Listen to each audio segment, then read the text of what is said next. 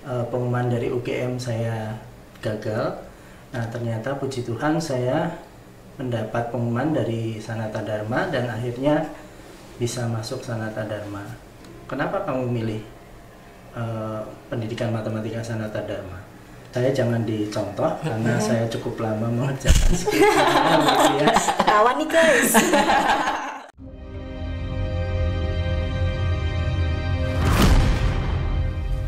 Hai semuanya, kembali lagi di podcast Pendidikan Matematika USD. Bareng aku lagi nih. Mungkin kalian udah lihat aku di beberapa episode, tapi sekarang aku berganti pasangan lagi. Mungkin yang lupa, perkenalkan nama saya Dea Puspita Putri Agustin, saya dari angkatan 19A, dan partner saya Brian Martinus Waruwu dari angkatan 19A juga. Saya terakhir kesini episode 2. Udah lama banget ya. Lama banget. Iya, kangen nggak? Kangen sih, masuk frame podcast Pendidikan Matematika.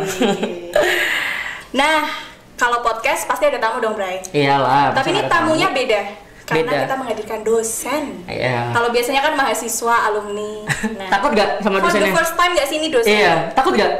Enggak sih. Enggak ya. Kita mencoba tidak takut. Nah, dosen kali ini mengampu matkul yang di semester ini tuh sangat menarik perhatian ya mungkin. Penasaran nggak? Ya. Tapi nanti kita spill di akhir ya. Nama matkulnya di akhir aja ya. Yoi. Nah, mungkin sekarang bisa kita tampilin dosennya ya in frame. Ayo, 1, 2, 3. Cring. Ini dia dosen kita. Mungkin Bapak bisa memperkenalkan nama, studi, ngajar dari tahun berapa, sama Gelar Pak. Tolong disebutkan. Ya, silahkan Pak. Baik, selamat sore teman-teman semua. Perkenalkan, nama lengkap saya Hongki Juli. Saya lulusan dari S1 Pendidikan Matematika Universitas Sanata Dharma. Kemudian lanjut S2 di Institut Teknologi Bandung tahun 2003 sampai 2005. Kemudian tahun 2010 sampai 2015 saya lanjut S3 di Universitas Negeri Surabaya. Kemudian saya mulai bekerja di Sanata Dharma mulai tanggal 1 Oktober 1999. Wih, lama ya. Kemudian saya di pendidikan S1 Sanata Dharma masuk tahun 1994. Jadi begitu lulus langsung masuk ke langsung sini ya, Sanata Pak. Dharma. Iya, wih. Udah lama banget berarti ya.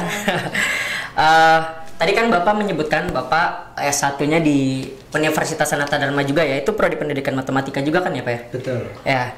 Ini kami pernah diceritain sih Pak sama salah satu dosen kami yang udah purna tugas ya. Opung. Namanya bukan Opung ya sebenarnya. Pak Marpaung. Iya, Pak Marpaung, tapi beliau minta dipanggil Opung. Nah, dengar-dengar dari beliau, beliau pernah bercerita bahwa Bapak ini juga S1-nya mungkin ada yang dibantu gitu sama Pak Marpaung atau gimana ya Pak? Ada yang berkaitan dengan Pak Marpaung. Ya, baik. Ketika saya masuk S1 di Pendidikan Matematika Sanata Dharma, dosen pembimbing akademik saya itu adalah Pak Jansen Marpaung. Dan ketika semester 1, semester 3, dan semester 5 beliau mengajar kami di angkatan 94. Jadi mata kuliahnya yang waktu itu diampu adalah logika dan teori himpunan. Tetapi waktu itu kan logika dan teori himpunan terpisah dua mata kuliah. Jadi logika waktu itu 3 SKS, kemudian teori himpunan juga 3 SKS. Kemudian beliau juga di bidang pendidikan mengajar di psikologi belajar dan pembelajaran matematika. Nah,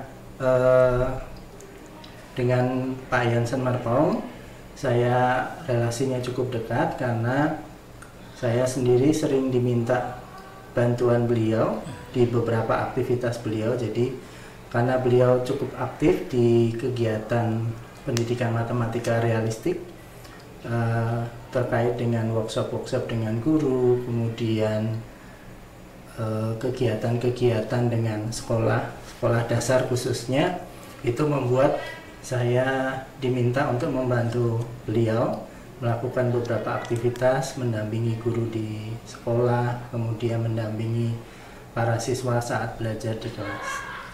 Jadi sangat dekat sama Opung ya. Iya. Kalau beasiswa ya nggak sih Pak? Saya dengar-dengar Pak Hongki S1-nya beasiswa. Kalau S1-nya beasiswa, jadi dari awal itu kebetulan di angkatan 94 itu karena beralih dari IKIP ke universitas, maka waktu itu ada beasiswa di mana dengan beasiswa itu setiap mahasiswa yang mendapat itu bebas DPP atau bebas uang gedung. Kemudian waktu itu hanya membayar uang kuliah, uang kuliah tetap. Jadi waktu itu di semester 1 saya masuk itu hanya membayar 125.000 untuk uang kuliah tetapnya. Wih, mantap berarti banget. pinter nih Bang. Iya. Ya lah, kalau nggak pinter nggak jadi dosen lah. Bener sih. Kalau tadi beasiswa masuknya gimana ya Pak? Kalau waktu kuliahnya, apakah ada tantangan-tantangan yang wah kayaknya nggak kuat nih aku, atau nggak skripsinya ada tantangan-tantangan nggak Pak yang menarik untuk diceritakan? Ya, baik. Jadi saya masuk di S1 Pendidikan Matematika bukan pilihan yang utama, gitu ya. Jadi karena saya SMA-nya di SMA Kolese de Brito yang mayoritas cowok semua, gitu ya. Tentu harapan saya bisa masuk fakultas-fakultas favorit di Universitas Gadjah Mada, gitu ya. Waktu itu target saya masuk yang waktu itu cukup favorit di sana adalah farmasi, kemudian teknik kimia. Oke, kemudian untuk yang bidang sosialnya saya memilih waktu itu akuntansi.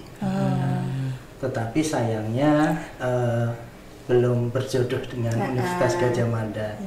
Nah, kemudian saya waktu itu juga mendaftar di Universitas Sanata Dharma. Waktu itu tidak lewat tes tetapi lewat jalur rapot, lewat jalur prestasi, dan setelah pengumuman dari UGM saya gagal. Nah, ternyata puji Tuhan saya mendapat pengumuman dari Sanata Dharma dan akhirnya bisa masuk Sanata Dharma. Nah, kemudian menjadi guru itu bukan pilihan utama saya.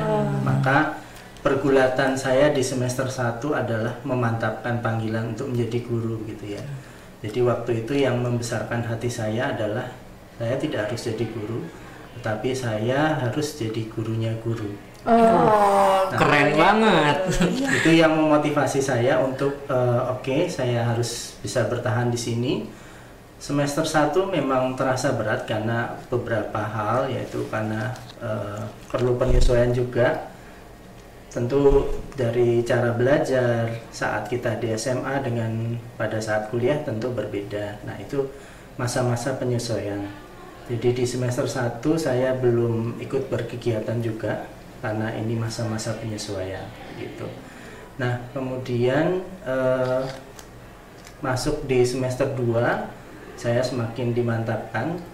Apa yang membuat saya mantap adalah ketika semester 1 mendekati akhir semester, kami semua itu mendapat retret, pemurnian panggilan, gitu ya. Artinya Anda sekarang sudah di Sanata Dharma di Pendidikan Matematika, maka apa yang harus Anda lakukan? Anda sadari bahwa Anda di sini di Pendidikan Matematika disiapkan untuk jadi guru. Nah, maka melalui retret itulah saya sedikit demi sedikit termotivasi untuk menjadi guru. Kemudian kebetulan di akhir semester 1 saya ada kesempatan ke De Brito, berkunjung ke De Brito. Lalu saya bertemu dengan guru matematika saya waktu kelas 3 SMA, dan waktu itu beliau berpesan, gitu ya, kenapa kamu milih Pendidikan Matematika Sanata Dharma? Waktu itu saya mengatakan tidak ada pilihan lain, karena kalau saya mau kuliah ya satu-satunya jalan di situ. Oke. Nah, cuma pesan saya, kalau kamu jadi guru besok harus lebih baik dari saya. Dan kebetulan tahun 2021 kemarin beliau sudah dipanggil Tuhan, dan saya tidak berkesempatan untuk menengok karena beliau waktu itu meninggal karena COVID. Ya. Nah, Jadi hanya menyampaikan lewat doa jauh. Gitu. Tetapi itu yang membuat motivasi saya semakin bertumbuh dan berkembang untuk menjadi seorang guru dan pendidik. Oh, berarti ada guru panutan. Iya, dan Pak Hongki ini dari semester 1 ya udah memantapkan panggilan, udah bergulat. Kalau kita mungkin sampai sekarang juga masih ada yang bingung jadi guru nggak ya? Udah semester 7. Iya, udah semester 7 tapi belum mantap nih panggilannya. Kalau masalah skripsi Pak, ada tantangan-tantangan nggak Pak untuk kita? Iya, kita juga. Oke, untuk skripsi tantangan paling besar saat itu adalah konsistensi kita mengerjakan skripsi ya. Jadi saya jangan dicontoh karena saya cukup lama mengerjakan skripsi gitu ya. Kawan nih guys. Jadi saya mulai mengambil skripsi itu di semester 7, tetapi baru selesai di semester 10 begitu. Jauh ya. Salah satu sebabnya adalah saya waktu itu bekerja.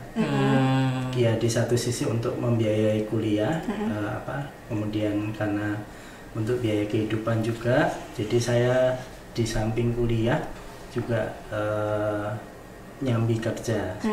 Jadi saya mengambil beberapa anak les untuk privat, dan ternyata itu menyita cukup waktu dan terlena karena sudah bisa merasakan punya uang sendiri.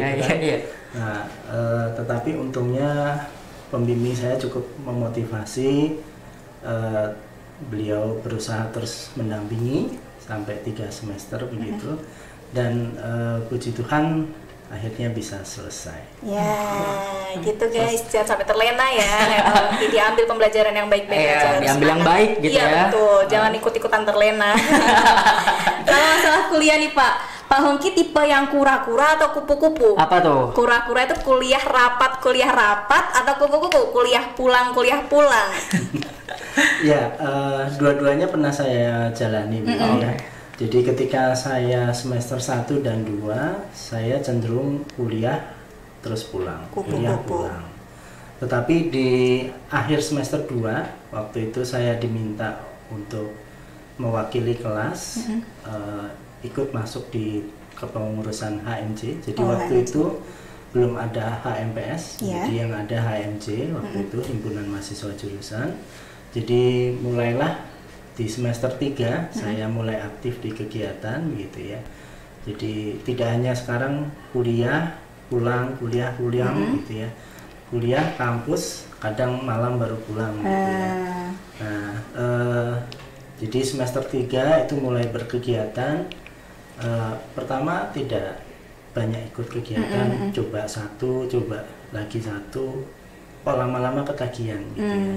Nah, puncaknya itu di semester 5, kebetulan waktu itu diminta saya mewakili untuk masuk, waktu itu namanya Senat Mahasiswa Fakultas. Ya, jadi waktu itu diminta perwakilan dari HMJ untuk mewakili HMJ JP MIPA untuk masuk ke Senat Mahasiswa Fakultas. Maka disitulah saya mulai menggali lagi bakat-bakat yang lain, organisasi. Nah, tidak berhenti di situ, saya mencoba kegiatan lain. Kalau sekarang itu ada inisiasi Sanata Dharma, ada. Kalau zaman kami itu orientasi, namanya ospek. Nah, saya tertantang untuk menjadi panitia ospek.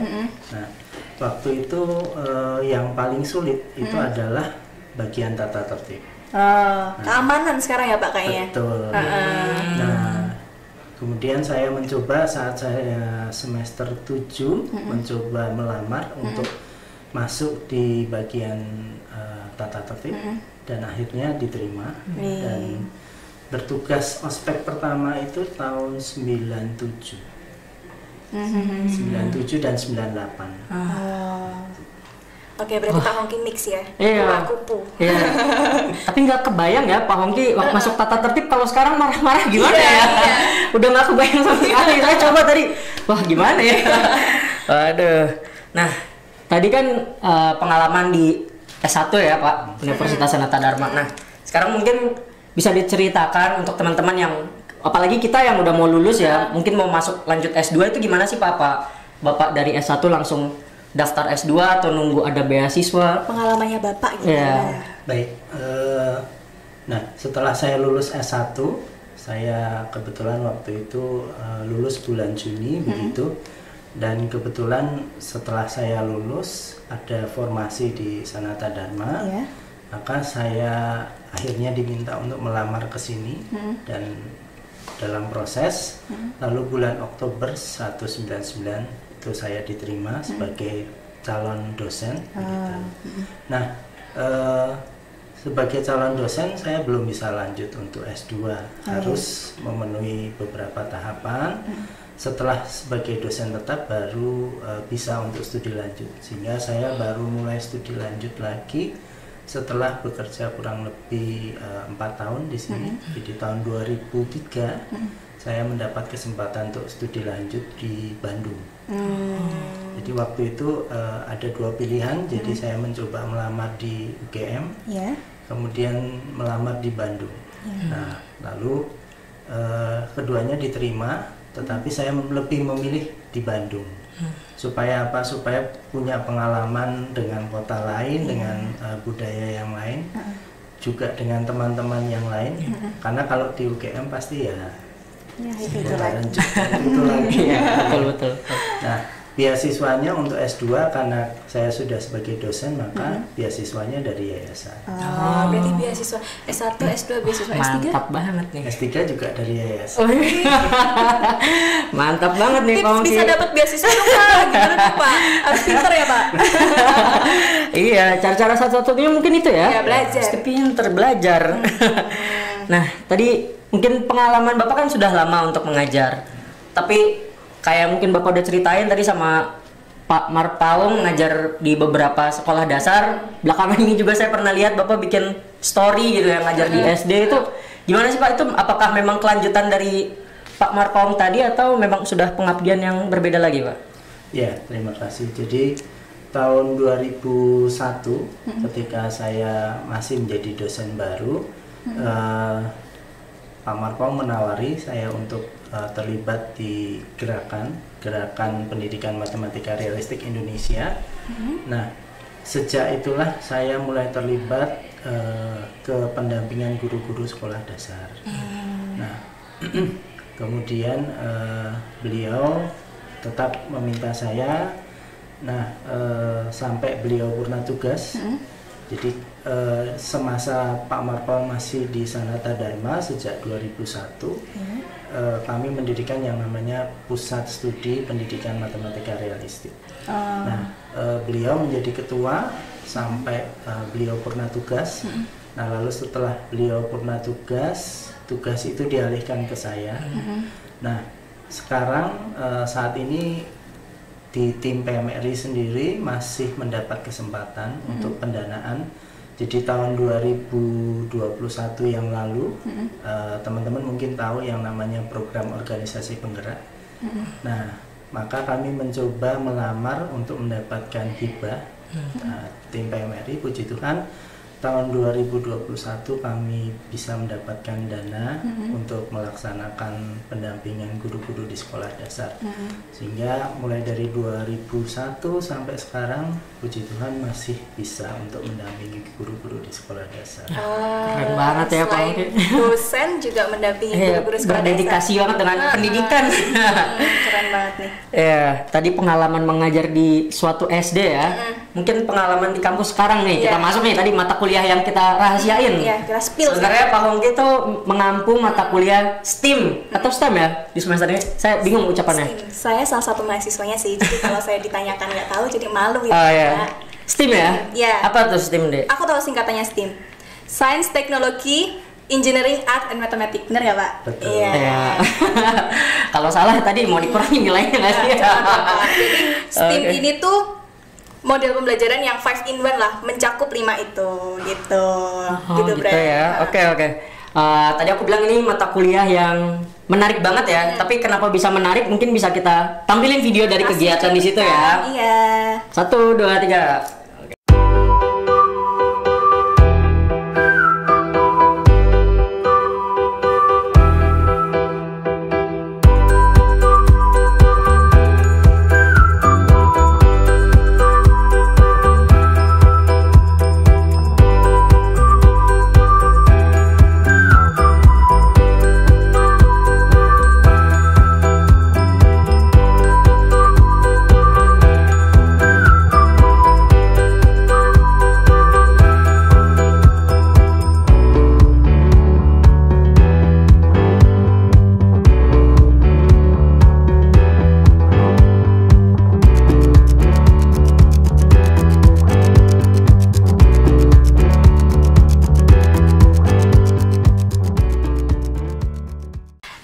itu tadi cuplikan-cuplikan kita kuliah STEAM. Gak ada saya sih kayaknya di situ. Tapi saya ikut kok mata kuliah itu. Jangan diragukan ya guys. Ya saya ikut itu dan pengalaman saya nih. Jadi kita pernah ditantang Pak Hongki ngukur gedung yang kita kuliah itu tanpa ngukur dari bawah meteran ke atas ya guys, pakai alat klinometer namanya itu klinometer tuh sebenarnya kita nggak asing sama klinometer di soal-soal kan biasanya ada, tapi saya jujur baru pertama kali lihat itu waktu mata kuliah ini. Nah selain itu kita juga pernah diminta tolongin Pak Hongki untuk membantu Bu Susilo merancang mini zoo.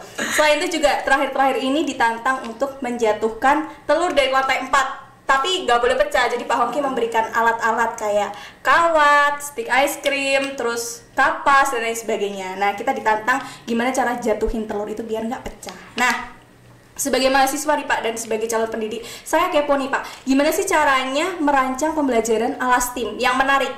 Kayak pembelajaran tadi permasalahan-permasalahan, jadi kan siswanya tertantang tuh, gimana caranya dan ya tips-tipsnya Pak biar menyusun pembelajaran ala STEAM. Ya baik.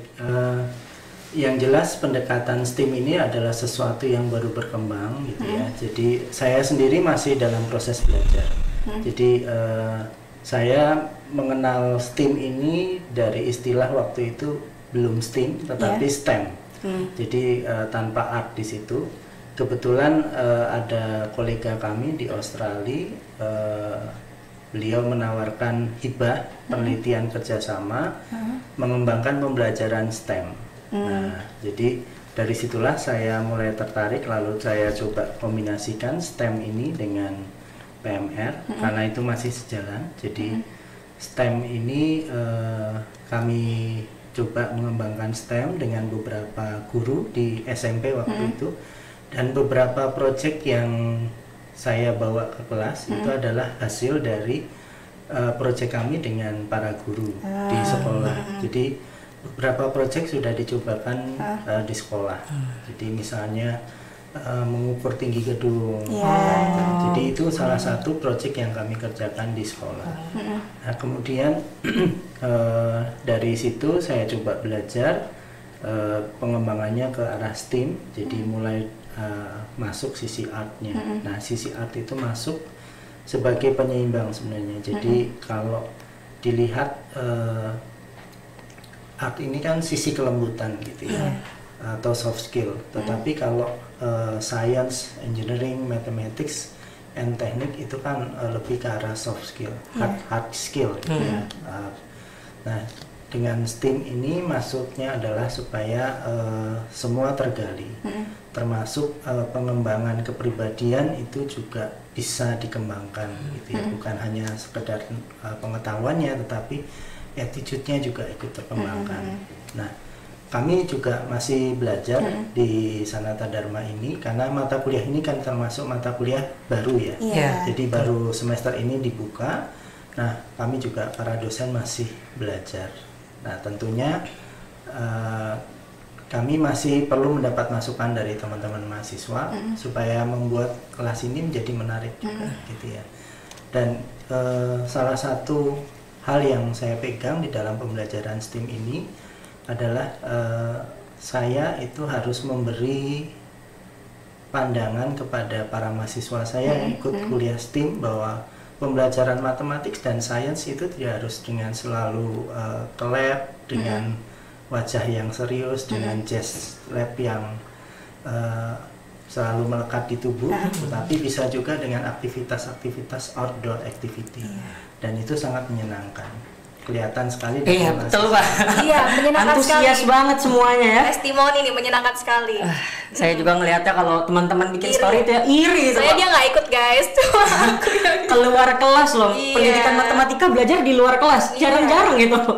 Aduh. Kali ini STEAM ya. Iya, makanya itu. Tadi juga dia sempat menyebutkan sesuatu yang sebenarnya bikin iri lagi. Kenapa itu Pak? Kenapa alat dan bahan untuk STEAM itu dari Bapak? Kenapa nggak dibiarkan mahasiswanya repot sendiri Pak? Kasihan. Apa memang itu supaya benar yang mereka buat atau ada ketentuan dari prodi sendiri atau gimana Pak itu? Ya, sesuatu yang saya bawa kami siapkan karena itu untuk juga memberi challenge ya, tantangan. Jadi tentu tantangan ini akan dikembangkan gitu ya. Artinya kalau kita lihat antara peralatan yang dibawa dosen dengan ketika mahasiswa harus menyiapkan sendiri, itu sebenarnya tingkat kesulitannya lebih sulit kalau mahasiswa membawa sendiri. Karena apa? Karena ketersediaan bahan dan alat yang ada di seputar mahasiswa itu kan pasti akan berbeda. Nah, sehingga diskusi antar kelompok itu menjadi agak sulit juga terjadi karena dengan peralatan yang tersedia berbeda. Nah, itu sebenarnya challenge berikutnya begitu ya. Tetapi dengan disediakan alat dan bahan yang sama tetapi jumlah yang dipakai yang boleh berbeda, itu setidaknya membuat mahasiswa bisa belajar satu sama lain. Nah, ini salah satu juga prinsip dalam pembelajaran PMR bahwa terjadi interaksi antara kelompok satu dengan yang lain, juga melihat bagaimana mereka berproses menyelesaikan masalah. Nah, lalu di sini kan akan ada sharing ide gitu ya. Nah, kalau peralatannya berbeda, proses negosiasi dan sharing ide ini mungkin tidak akan banyak terjadi. Tetapi memang challenge-nya menjadi lebih menantang gitu ya, karena peralatan yang ada di sekitar mahasiswa pasti berbeda dan tentu akan menghasilkan sesuatu yang berbeda. Jadi percobaan yang menjatuhkan telur itu pernah saya coba juga di mahasiswa S2. Nah, hasilnya berbeda. Jadi model packing juga yang dibuat mahasiswa berbeda tergantung pada bahan dan alat yang tersedia. Jadi waktu itu ada mahasiswa yang menggunakan balon, lalu packagingnya menggunakan bubble wrap. Nah, kemudian ada juga yang menggunakan styrofoam, gabus. Nah, semuanya itu dengan bahan yang berbeda mereka berusaha untuk membuat menyelesaikan proyek ini. Tetapi memang menjadi diskusi antar kelompok tidak banyak terjadi karena bahan dan alat yang tersedia di seputar mereka berbeda. Begitu ya. Jadi bukan cuma untuk mempermudah mahasiswa ya, tapi memang biar diskusinya ada gitu. Benar iya ya. Oke, tadi juga memang betul, ini saya juga baru lihat matkul kuliah. Jadi ini mata kuliah yang baru, tapi ini yang mau saya tanyakan mungkin agak serius. Waduh, sok serius.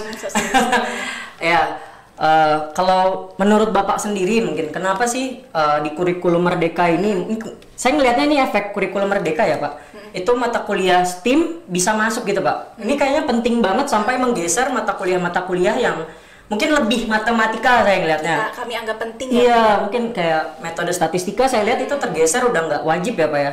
Jadi mata kuliah pilihan. Kenapa sih Pak mata kuliah STEAM ini bisa sepenting itu Pak? Ya. Baik, kalau kita lihat kurikulum Merdeka itu kan semangatnya adalah ingin mengembangkan kemerdekaan di dalam berpikir mahasiswa. Jadi harapannya ketika mahasiswa itu sudah memiliki pikiran yang merdeka, ketika menjadi guru dia juga akan berusaha memerdekakan pikiran siswanya. Nah, inovasi kreatif itu salah satu kuncinya adalah pikiran yang bebas lepas tanpa ada batasan-batasan. Nah, kami melihat bahwa salah satu tujuan yang ingin dicapai itu bisa lewat mata kuliah STEAM. Jadi di mana mata kuliah STEAM ini dengan diberi tantangan dan challenge itu ya, mereka akan banyak berkreasi. Nah, di situ pemikiran kreativitas juga akan muncul, termasuk pemikiran-pemikiran yang mungkin di luar dugaan teman-teman yang lain begitu ya. Jadi kemarin ada kelompok yang misalnya ketika membuat proyek yang menjatuhkan telur itu tidak membuat parasut begitu ya, tetapi membuat kayak lampion, jadi mengembung begitu ya. Nah, ternyata dengan dibuat seperti itu harapannya sebenarnya karena idenya kan dari balon udara gitu ya, harapannya tetap mengambang dan jatuhnya agak lama, tetapi ternyata kalau tidak diberi panas yang cukup maka dia daya ambangnya kan menjadi kurang, malah jatuhnya menjadi lebih cepat.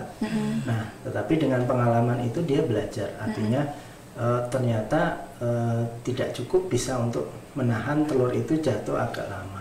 Nah, dengan demikian harapannya dari sini kemerdekaan di dalam berpikir, menghasilkan suatu ide-ide kreatif dan itu nanti akan melahirkan guru-guru yang inovatif. Nah, maka kami memandang bahwa ini penting bagi proses peningkatan kualitas pendidikan ke depannya, karena salah satu kunci yang harus dikembangkan di dalam proses pendidikan guru adalah bagaimana guru ini bisa berpikir bebas di dalam merancang aktivitas pembelajarannya dan juga bisa mengembangkan kreativitas siswanya nanti.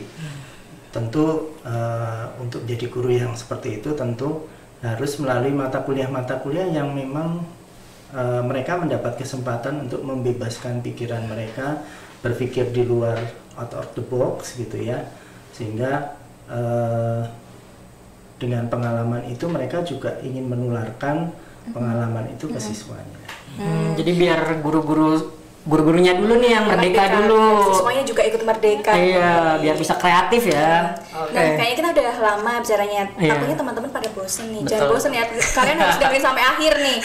Nah, sebagai pesan terakhir nih Pak, karena kita tadi udah ngomong tentang studinya Bapak dapat beasiswa, pentingnya STEAM juga. Ada nggak sih Pak pesan untuk anak-anak atau mahasiswa-mahasiswa yang nonton yang mau lanjut S2 atau S3 atau enggak yang akan merancang STEAM, ada nggak Pak pesan untuk mereka?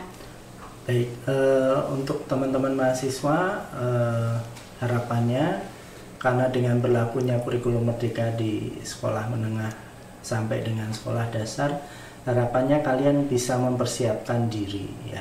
Salah satu proses menyiapkan diri adalah mencoba berpikir secara merdeka begitu ya. Jangan apa-apa ini gimana ya Pak, petunjuknya gimana ya. Lalu kalau nggak bisa gimana ini Pak solusinya? Ya kita coba dulu sendiri. Lalu dari situ coba diskusi dulu dengan teman, coba cari informasi. Jadi dari situ kita mengolah, terbiasa untuk berpikir lepas, merdeka, tanpa takut salah gitu ya, takut melakukan kesalahan. Seseorang yang belajar itu tidak boleh takut untuk melakukan kesalahan, karena itu yang menghambat kalian untuk belajar begitu ya. Nah, bagi teman-teman mahasiswa yang ingin mengambil skripsi di STEAM, teman-teman dosen juga siap untuk memfasilitasi begitu ya, karena ini salah satu kekhasan prodi pendidikan matematika untuk S1. Untuk S2 kami juga punya kekhasan yang lain ya. Jadi bukan hanya STEAM tetapi ditambah satu lagi yaitu Ethno-STEAM. Oh, menarik banget ya. Ya benar-benar artnya mungkin lebih kerasa di situ mungkin ya. Nah, jadi kalau teman-teman khususnya yang ikut STEAM kemarin sempat mengalami pembelajaran oleh Mbak Felis gitu ya, di mana teman-teman harus merancang arca begitu ya, yang memasukkan kriteria tertentu. Nah, arca ini kan merupakan salah satu peninggalan leluhur yang paling banyak dilihat sampai sekarang. Nah, ini salah satu contoh bagaimana Ethno-STEAM itu dirancang dan dicobakan. Dan teman-teman sampai sekarang bahkan antusias begitu ya, mengikuti bagaimana merancang arca yang sesuai pesanan si pembeli begitu kan. Dan ternyata saya baru tahu beberapa mahasiswa itu punya potensi yang lain, yaitu dalam bentuk melukis, menggambar. Kelihatan nih. Kelihatan. Aku apa ya? Bisa jadi.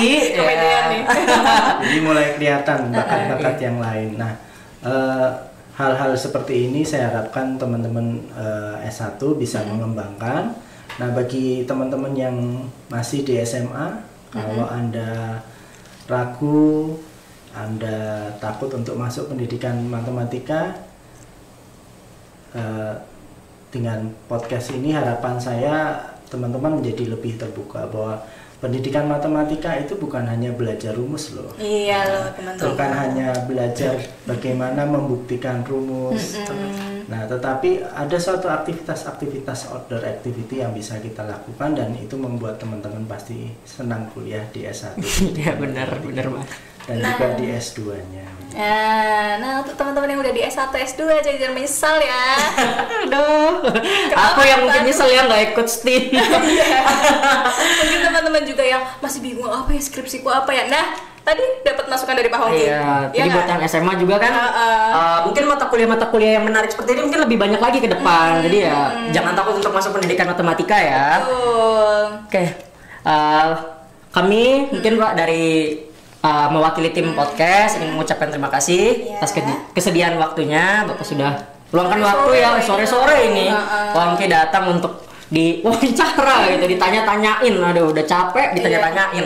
Makasih banyak ya Pak. Ya mungkin nanti kalau ada kesempatan lain kita pengen mengundang lagi Bapak. Semoga Bapak bisa ikut lagi ya Pak. Oke. Ya, baiklah mungkin itu dari kita teman-teman. Jangan lupa like, Comment, dan subscribe. share juga ya teman-teman. Ya. Dadah.